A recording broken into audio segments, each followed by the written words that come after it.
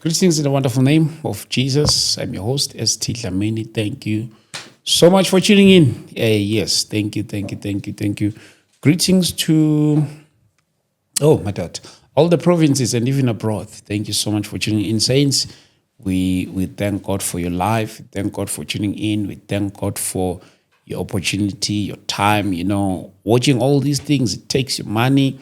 You buy that, you pay fire, and everything. There is nothing for mahala. So we thank God for your time. We thank God for your time in the name of Jesus Christ.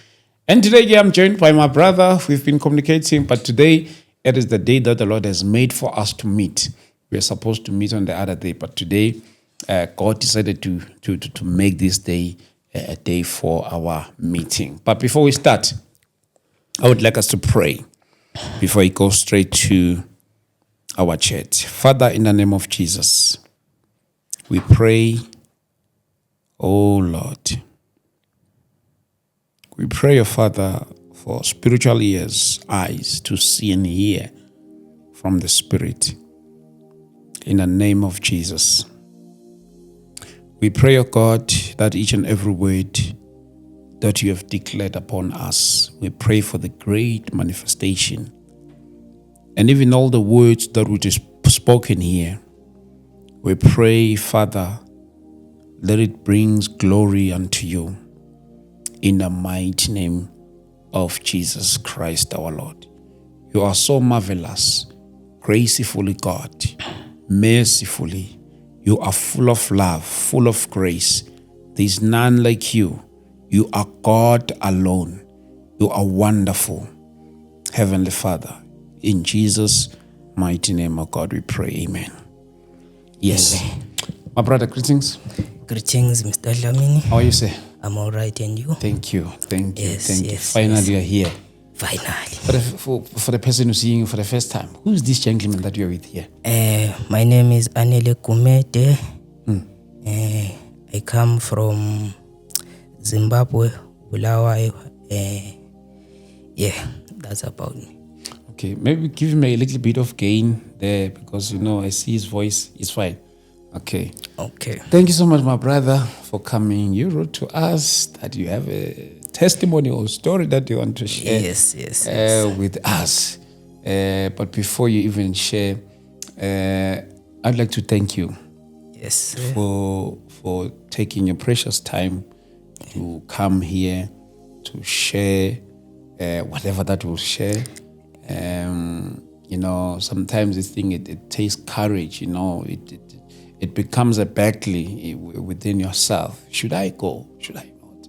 So thank you so much that finally decided to come, and you are more than welcome to share it anyhow. And if it takes time, if it takes us to create another time to continue it, definitely we'll have to, because you are not doing it for me. You are not doing it for our people.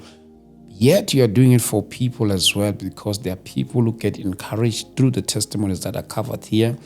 But at the same time, you're also doing it for God. So thank you so much. Thank you, Mr. Dlamini. I'm also grateful to be here. Yes, sir. Yes. So one of the topics we are here for today is sexual immorality, right? So before we get into it, I'd like to give context of how we got there. Yeah. So when we were growing up back at home, there was a woman who came from nowhere. We were living in our house with my parents and siblings, but this woman came from nowhere. We were not used to rent our house, but then she came. And then all of a sudden, we opened up a room for her to rent. That was strange for me. Then she came there. We lived with her, got used to her. Everything went on as it was. So, my first exposure to pornography was through this lady. How? You see, as children, we like to be playing around, in the house, being naughty and all that. I think I was about 5 years old, somewhere there. So this lady, she was watching it. She left a disc in a next to a disc player there. So as I was playing there, I saw it. It didn't show porn, but when I put it inside the disc player and seen through this game, it was porn and it was orgy. So that was my first exposure. So I just look. I think I watched it for about like a minute or so. Not even a minute, so 30 seconds. Okay. But then I just brushed it off, put it away, and continued on what I was doing. All right. But what I didn't know was that there is a spiritual aspect of that. In me watching that thing, a spirit jumped on me. I couldn't see it physically, but spiritually, a lot was happening. As we all know, life is spiritual, right? Correct. So, okay. Now this spirit is in me, but I'm not aware of it. I'm just a child. I remember me and my friends were playing. It was dark, load shedding and all that. It was dark. We were playing. We were like 4 of us. Me, my brother, and 2 other elder friends that we used to play with. We were playing hide and seek. And all of a sudden, like a remote, like someone was controlling us, just pressed, and then all of us, we all went into our house. We were not living with our parents back then because they were here in South Africa. We were left there in Zimbabwe. So it was only the 2 of us, me and my brother back then. We were living there. We were living alone. Okay. So we went there. It was dark, and we did the most disgusting. Right now, I even wonder, where did I even learn that? We did homosexuality. We were molesting each other on top of the bed. And then we did that, and then we finished. But all that was happening. I was just a child. I didn't know what was happening, right? Sure. So life went on there. From those encounters, I started desiring, I wouldn't say it was a desire, but it was still like something was leading me into sexual encounters. From then I started being promiscuous as a little child. I remember I would be playing with the neighbors' children there. Then all of a sudden, I just take 2 of them, we go inside the bathroom, we do, you know what? So that was my life back there. I remember even my friends, I think that spirit had them, because we used to do a lot of sexual things together. I remember my friend, he even used to allow us to have sex with his little sister. Imagine how disgusting that is. They at their dorm in the house. So it was the devil was playing a serious game with us. So where is that sister who made you exposed into remember I said witchcraft. That's it. That woman is still there in Zimbabwe. So that she used to live with us before, and then she moved next door to where we were living. So from me watching her pornography, I think very she had this, because what made me suspect, I remember when you get saved, you start like the deliverance process with the fastings and all that. So the Holy Spirit revealed to me, imagine, He revealed to me. I never used to dwell on such things, but it was the Holy Spirit. Remember your first exposure to these things. Then I remembered, I remember when I first saw this. Then bringing all those things back to me. Okay. So the lady, is still there in Zimbabwe, but I hope that she gets saved. I know she didn't like do it physically, so that like you can say pointed finger here, but as I say, life is spiritual. Yeah. The devil plays at that. He knows that it doesn't have to make you touch yourself physically, but what, even just digitally, he'll have you, right? So that was my encounters with porn. And then when I grew older, I started then to masturbate.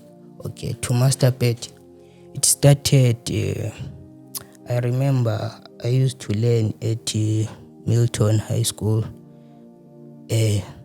Back then we also started, we'll be playing around, as boys. Then something in me just said, there was someone in the bathroom.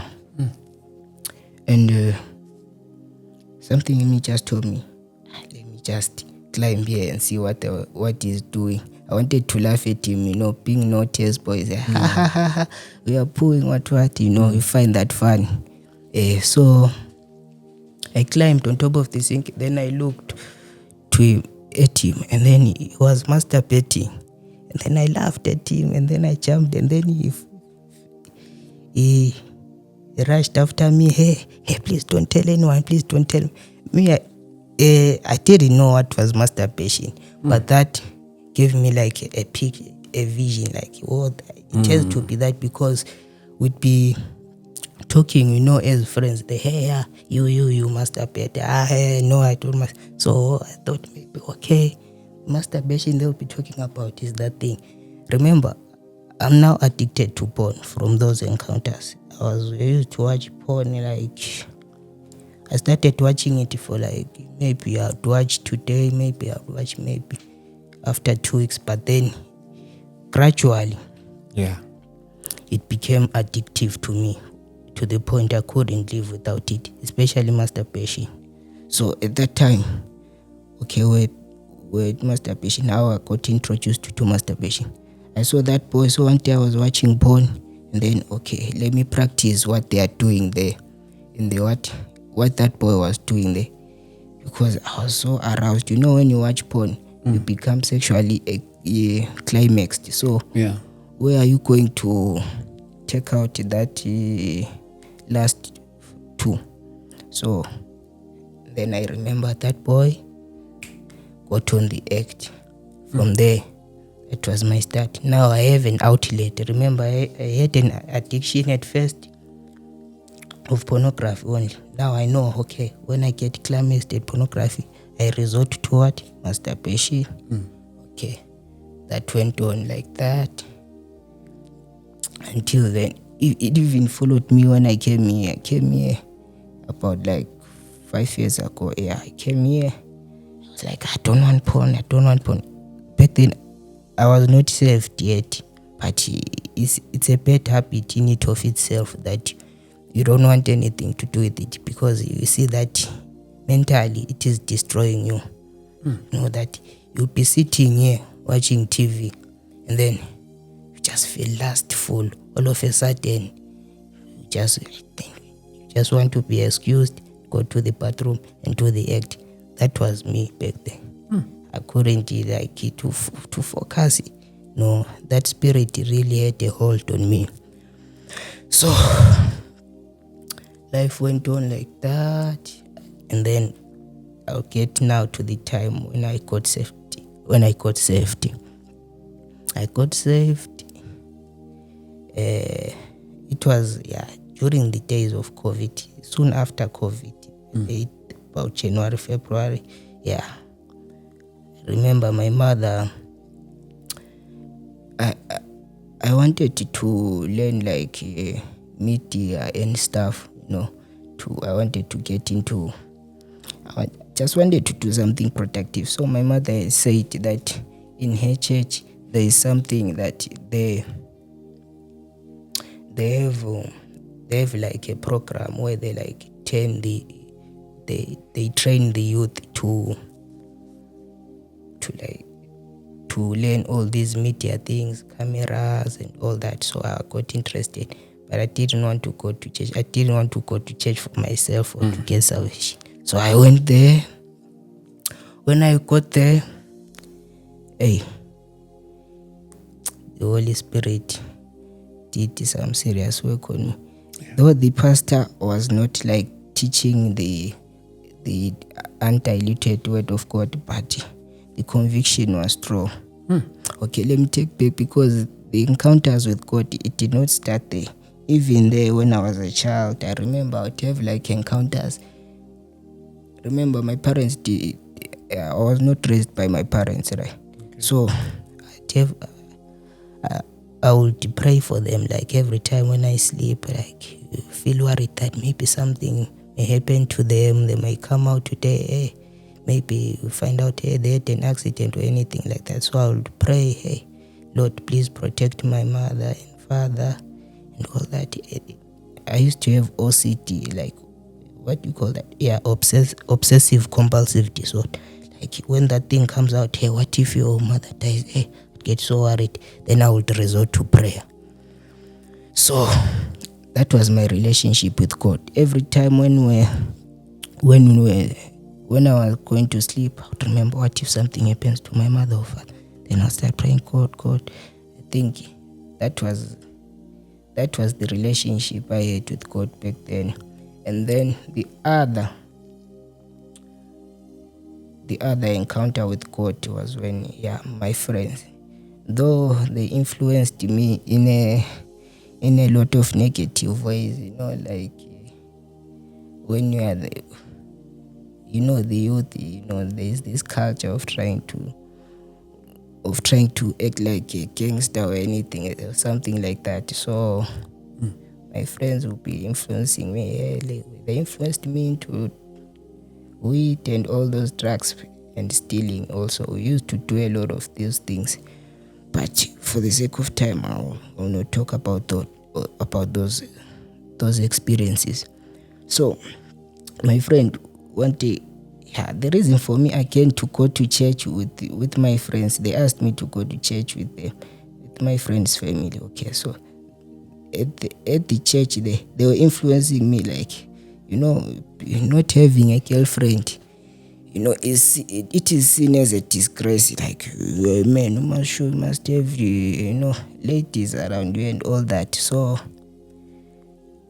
me being, I always hang around people who weren't a good influence on my life. So I took the bait. When they were influencing with this lady, there was this lady that lived across our street. So I'd follow him.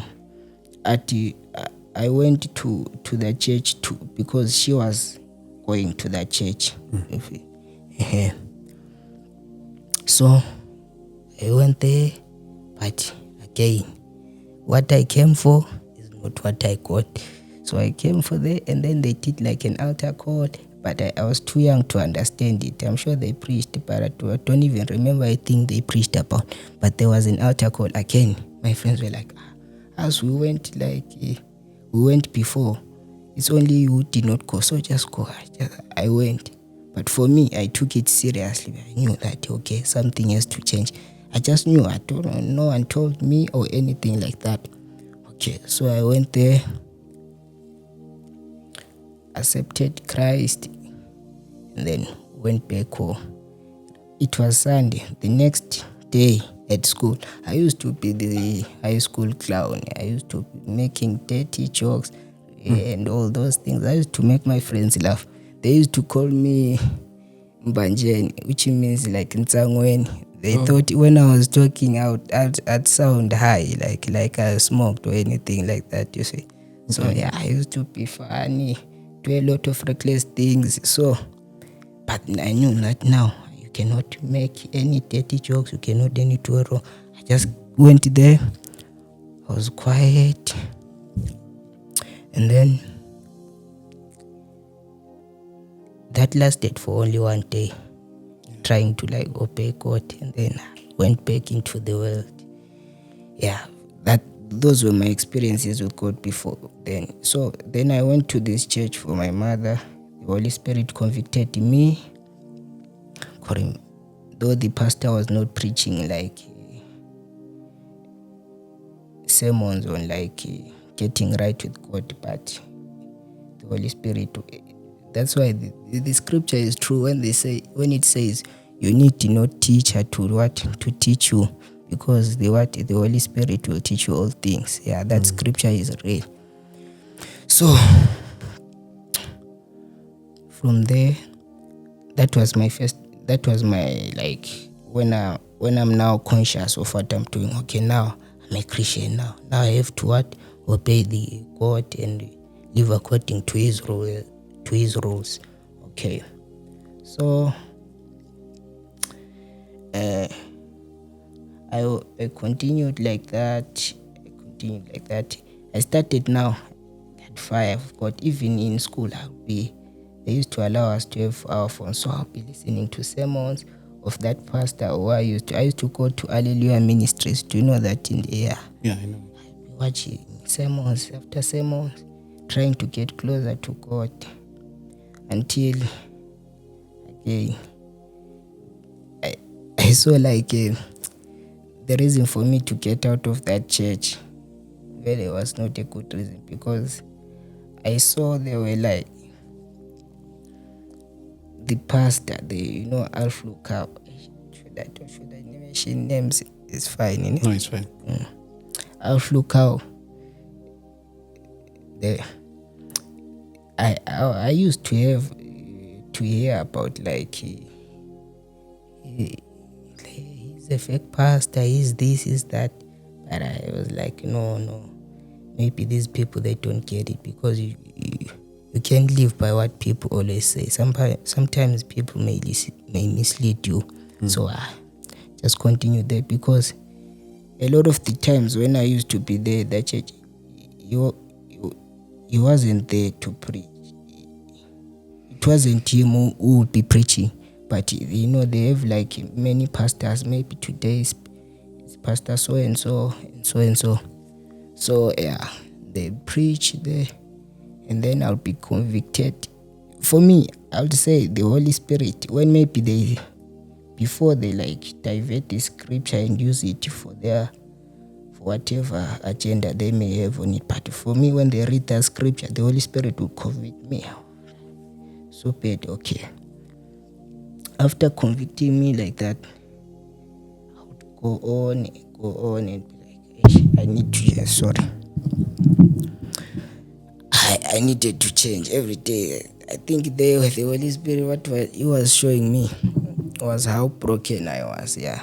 Because first you have to admit that you are sick before you can be cured. Because if you don't feel sick, you will never go to the hospital, right? So, okay, I was at the reason why I left Hallelujah Ministries. So, the pastor there, I saw his video of him allegedly raising someone from the dead, and I was like, whoa, that looked so fake to me. And I laughed, and I was like, no, this man is not, no. That turned me off. I was like, no, now I guess I don't have a church. Then I stopped going there to that church, and my mother would be like, hey, let's go to church there. Okay, but I was done with them. So I continued now seeking the Lord. I remember, I used to love fasting. I still do, but back then I used to like do it excessively, because whenever I think I would fast almost every week. I'll be fasting. I remember I just did like, when I used to go to school, I did like about over a year fasting. Like I would fast and break at 6. Sometimes I would break at 12. When you're in school, you need to focus, you need energy, so I would break then. So I used to do all those fastings. That is when the Holy Spirit would reveal to me the my past trauma, you see. Yeah. So, okay, now where should we go now? To the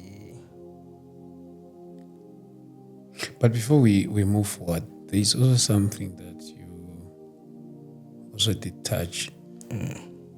The issue of being born again, like how you got to a point whereby you get born again. Someone preached the gospel to you. Oh, okay. What happened?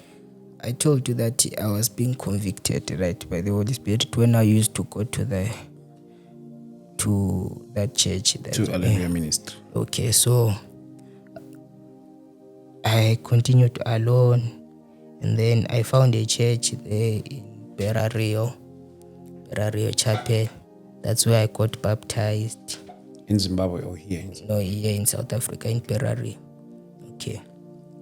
So that is where I got baptized, and again back to church. Let's go to church reject. The reason why I left there also, the pastor, when you read the scriptures and all those things, you feel like maybe there's like the things that the pastor might be leaving out. But being young, and I was zealous for the Lord. So whenever the pastor would preach there, and then after preaching, maybe I remember there was like a time slot for like anyone in the church who has like a word from the Lord can come and share. So I was like, most there is a slot for me. Not like a slot, but I used to be reading the scripture when I was reading. I was like, I feel like preaching this, because I would be preaching to myself even before I preach to anyone. This is very nice. And so when they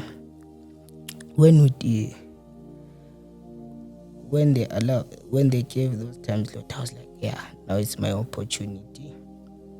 I got there. I remember the first time I preached there, I was so terrified. Yeah. The first time I stepped behind that mic, I was terrified, and some lady came to me. She was a white lady. She said, "May the Lord use you mightily. You are so courageous. You are a courageous young man." I was like, I didn't realize that she was blessing me, because from that point, the Lord started using me in a lot of ways.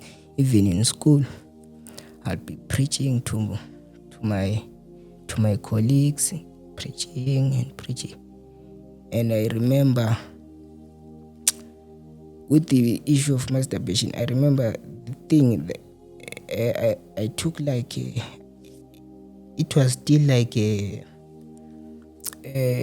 was a stronghold on me even when I became saved, right? So for me to get delivered, for me like to stop with the thing, I remember someday I had a dream when I was sleeping. I used to do it like, maybe I'll do it today, and like I repent and leave it and do it next week. So it used to be like a cycle. So next year,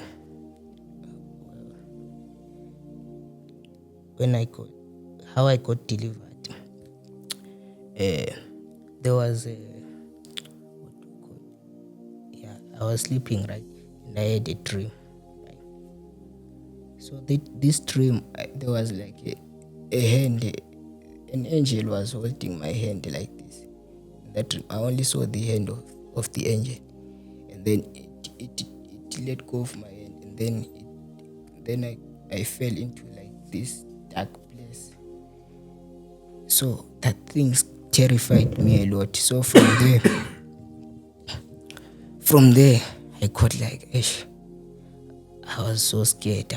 This thing that I'm doing might lead me to hell. So that thing, I stopped for it for about like 1 year straight without masturbating or watching porn. I became clean. So what broke my 1 year streak, I remember I was now zealous for the Lord, right? I was preaching everywhere I would go. So there was like there was a program for there was a program in St. Stephen's. It's still there, of like they take like township school kids, and then they give them extra classes on Saturdays, so that they may have like also access to quality education and quality facilities. So I happened to be among those children who went there at St. Stephen's. So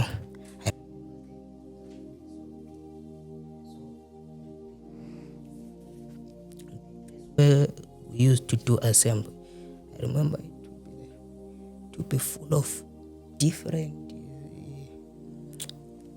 children from different schools. Like there'll be like hundreds of them. So I remember I'll think to myself, remember I was zealous, full of the Holy Spirit, vele everything, vele ngathi bekudumi uNkulunkulu kuphela ekhanda lami lapha vele. I couldn't think of anything else. So vele the Holy Spirit was heavy on me. So now when we used to be, it's a Methodist church here. It's a saint school, so they'll be preaching. Again, I have a problem, like the things that they are preaching there has nothing to do with salvation. I'm like, if I could, if someone just come there and just preach the true undiluted word of God, so that maybe these children can get saved. I just thought it. I didn't know that the Lord was going to maximize on that. So we continued learning there. A week before, I went to go and preach to that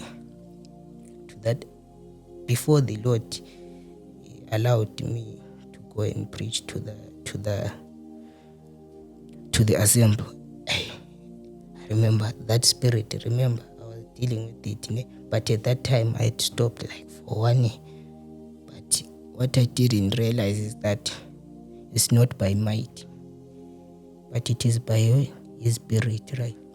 So you cannot be stronger than devils. When they come collect, they need stronger resistance, which is God in the form of the Holy Spirit. But I think what the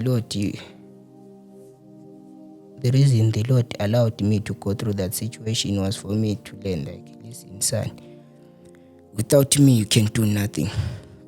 Without me you can do nothing. So I went there. Okay, we're still in school, right? They came like we're transitioning. There used to be like different classes, like, and when the period ends, we choose to like transition from this class onto another. So the Spirit just came upon me, and when that Spirit came upon me, I just felt lustful, out of my control. Now I didn't have any control. Like I was not conscious of even what I was doing. I remember I was carrying my bag. You carry your backpack at your back, but it aroused me to the point that we're walking, transitioning to another class, and I cover with my bag like this. Okay, so I went there, and there was this. The devil was trying to set me up there. I remember there was this girl just came from nowhere. I think she was also under the spirit. The way she was flirtatious, flirting with me, and also I was flirting with her. And then you see, other classmates are moving around. They are moving from one class to another. So there was an empty classroom. I remember there was another boy who I was with. So we were like three, but that boy was just like the audience of what was happening. But it was mainly me and this girl that were flirting with each other. So and then she went into an empty classroom. I said to myself, should I go there? And that's when now my consciousness, I realized, oh, what is going on here? So I went. No, I did not go there. I thought to myself, should I go there or should I not? And then I said, no, I will resist this. And then I went back there. My friends said, I continued learning. I was very, very lustful during those days. I remember I was, the scripture that says, he who finds a wife finds a good thing. So for me back then, God had not revealed to me like anything about marriage or stuff. So I used to rush marriage. So I used to think that if I get married, then all of these problems will go away. But I've heard a lot of testimonies. They say that even when you go into marriage, that thing still follows you. So I used to like, whichever girl I would come across with, I would see maybe that is the one that God has for me. Maybe that is my wife. You never know, most. So I used to hit on girls thinking that maybe if I can get them saved, and then maybe we'll get married. I used to be that. I don't know. I think it's being naive or what, because you're just you're still in high school. Well, why are you thinking about marriage and stuff like that? But I used to think that, okay, if we get married, if we not like to get married, I would be like, if you agree, no. I didn't want to like this thing of like a ceremony, because I knew that part would cost my soul. In my mind, I used to think, okay, if I'd get the girl to agree to be my wife, and then I agreed to be her husband, so the both of us in the sight of God will be what, husband and wife. Forget men, what these ceremonies that they come together and all those things, they cost money and what, and we do that when we get older. So that used to be what I used to strategize on those girls. But this culture, so this culture is a whole culture. The very commitment is not something that people can easily go into, right? So I used to propose to many girls. Hey, every girl I'd come across with, I'll think of, hey, maybe she's my wife, and then start propose to her. But I wasn't flirtatious or anything, but like trying to get close to her and what in umshela, trying to get her to fall for me. But I used to do that to a lot of girls, but by the grace of God, some of them rejected. Yeah, they all rejected, but the reason for that rejection is because they were not committed. It's not like they didn't want me. Some of them, what they wanted from me was they would like to date, just to date. They didn't want like commitment and stuff like that. So, but for me, I thought I was ready, but truly I was not. So I'll be hitting on these girls and stuff. So I remember was still on the day I preached there, right? So this spirit came to attack me. Now all of a sudden, because I didn't know that next week I'll be preaching there. But so I resisted that spirit. Next week, during the week, I'll be like on YouTube watching sermons, worshiping and all those things. So, and then the Holy Spirit will put like I think you could say it's intuition, like a word of knowledge, like get ready, tomorrow you're preaching. I was like, and I prepared the sermon. Well, I was not even fully prepared when I entered that. Then all of a sudden, no, let me just go and talk to that man and find out if I can preach there. That man said yes. So I went there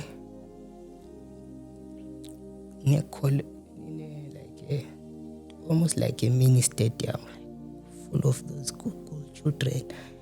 I preached like above like 50 gave their lives to Jesus Christ that day. Then I prayed over them. Then I started discipling them. I opened like a WhatsApp group where I'll be like posting encouraging videos about Christ. So that was it. We then continued, and then I was still on. Did I tell you the reason why I left that church where I got baptized? I don't think I mentioned it, did I? Yes. So the reason I mentioned, I went there to preach, and the pastor called me and said, "Hey, you shouldn't go and preach there because have you read the whole Bible?" And I was like, no, but I thought like everyone is allowed there, only if they received like a word from the Lord. It's not like you have to be like qualified. I went from Genesis to Revelation. I know all the Psalms and everything. No, yet, but according to him, it didn't seem me fit to preach there. So I just obeyed him as my pastor. But then what I didn't know was that that thing was too serious to him, to the point where when we moved from Randburg to Hanichu. I remember I asked that the pastor there, when my mother used to go to Hallelujah Ministries, my father doesn't go to church, so where will I get money to go now from Hanichu to Randburg? So like I asked him, and then from there they say he ghosted me. And then tell me, kicked me in there. Sorry to disturb you. Tell me about the. You also mentioned something about implicated by witchcraft. Yeah. Is that the one that you were relating to this thing of masturbation, or there is something else? Yeah, it is. Okay. Because when I was during my fasting, the Lord would reveal to me like that lady, that she was she was a traditional healer, right? So the Holy Spirit would reveal to me. Do you think that lady, it got to a point where now my parents were not here, so when we would go to school, she'll be the one who would be cleaning for us, cooking for us, and then the Holy Spirit would be like, what do you think she was doing? Imagine the amount of access she had to you, because that woman, I remember even when I do something wrong, and then my mother would call me and tell her, Peter, she was literally almost like our parent, So very the access that she had. How old she was to you? She was about 40. 40. She was in her 40s. So meaning that she was more of your mother? Yeah, she was like my mother. We used to call her Mamani, but which is auntie. Yeah, she was my auntie. We used to call her auntie. Even like right now, she wants like to connect. And did you tell your parents about the whole thing, about her hair and everything? No, they don't know. They don't know. But my mother, she used to suspect her also. How? What is it that she was doing that made her to suspect? I used to even have dreams about her. Sex dreams? Not the sex dreams. She'd be in the house, it'd be dark, and then the terrifying dreams, like would be on across the street would be afraid to go into the house. She would be inside the house. And then such dreams, I used to have them frequently. So, God, it communicates through dreams, like it says in Job, that he communicates through dreams. But as a youngster, I didn't understand. And I used to dream of snakes, like snakes all over the house. Yeah. So I continued with the Lord. The Lord, then I remember I used to pray a lot, like, believers like to, they like to say, like, hey, what's this secular artist did? Hey, there was demonic ritual, what, all those things that they throw on musicians and all that. So for me, my prayer, I realized how music was a big effect on me. Like, remember, like, my friends were like influencing me into like all these street things, So the music that I used to listen to was Chaga Dollars, all those people that are portraying like the image of being a gangster and all that. So for me, that music was a big influence on me. So when I got to Christ, I wanted like God to save them. I remember I still pray for them even till this day. I used to pray for them. Lord, can you save Christ? So in Lindo. Pray for them like every day to be saved. But then instead of the Lord, I think the Lord, instead of saving them, He raised me up. He gave me this gift now of music. Now I can write rap. I can do almost every genre. I can do even maskandi, every R&B, almost any type of music. Right now, I'm in the process of music production. I'm learning music production and everything. So I want to like use music because I know how powerful music is.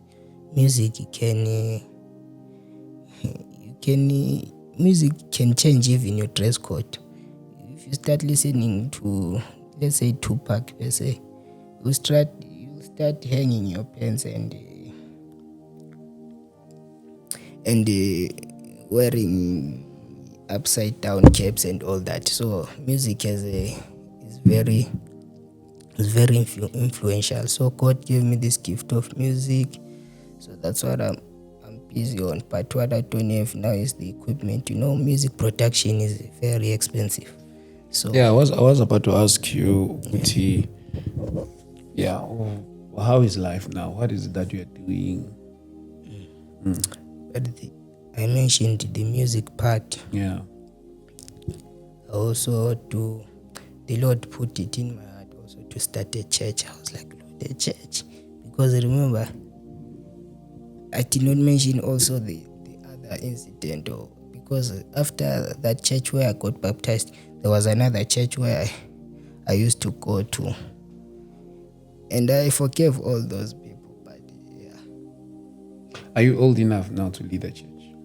Old enough.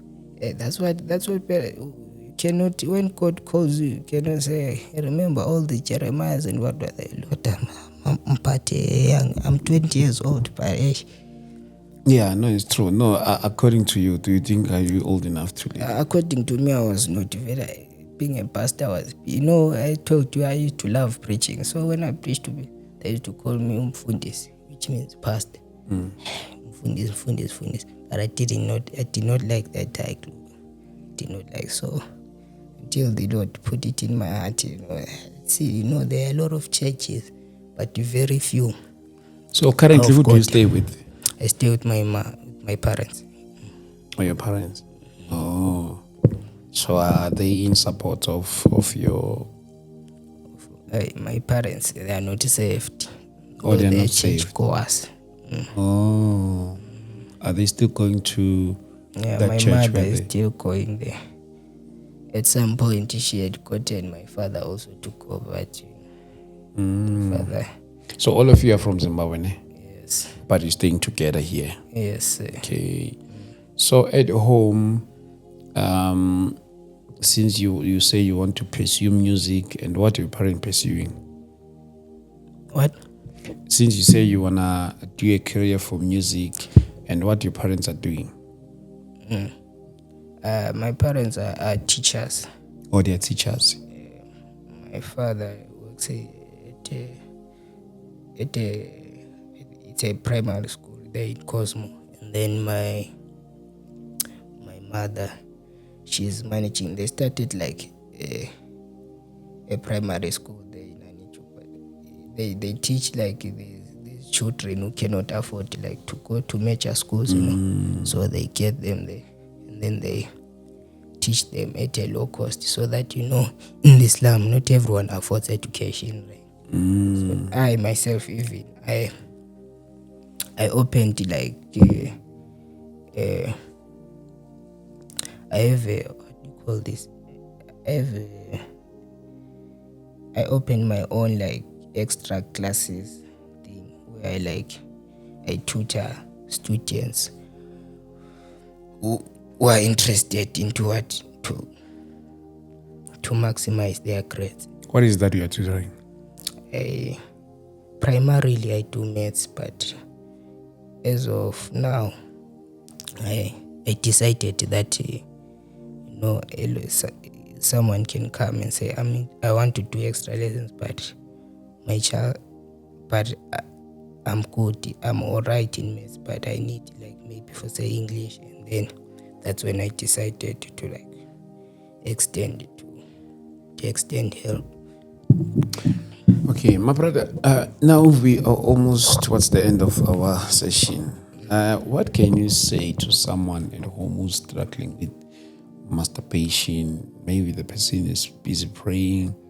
Now you did overcome this thing. Maybe what more can you say to a person who's struggling with this thing of masturbation? Might be a man or woman. The thing is, they heard someone say like to get a demon in is easy, but to get it out is hard. So you have to put in the effort. You say, as I was saying, I was doing a lot of fastings and all that. So you yourself, you need to pray, fast. Even when you keep on falling, you rise again. Remember, God still loves you, and He will never give up on you. As long as you have the right heart, no one can snatch you from His hands. That's what He said. Yeah, Hafid, I'm with the brother here. I believe that you did catch up some very important points, more especially on the issue of masturbation. We have covered the multiple of this subject. I mean, multiple of guests came here talking about the issue of masturbation, spiritual wife, and all that. One thing that I've observed about the whole thing, it's never easy to come out from this thing, but we are pumek. So we thank God for such saints who come here to help us on this issue, because there are many people who are struggling with this thing, men and women. Yeah. Before you finish, before I know the people might attack you, hey, why is he allowing foreigners? But in the body of Christ, there is no foreigner or local. We are all the body of Christ. I'd like us to read, like I have some scriptures here. Yeah.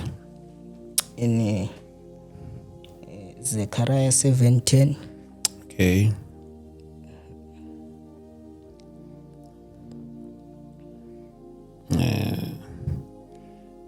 I'll read it. Zechariah 7:10. 17. 7:10. 1:7. Or 7 verse 10. Verse 10, yes. Zechariah 7 verse 10. It reads as follows. Do not oppress the widow or the fatherless, the foreigner or the poor. Do not plot evil against each other. Yeah. See, you might say, oh, that one is in the Old Testament or in the New Testament. Even in Colossians 3:11, can you also open Colossians 3:11? Colossians 3 verse 11. Okay.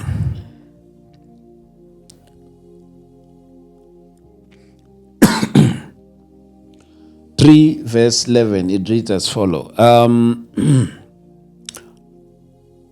Here there is no Gentile or Jew, circumcised or uncircumcised, barbarian, Scythian, slave or free, but Christ is all and is in all.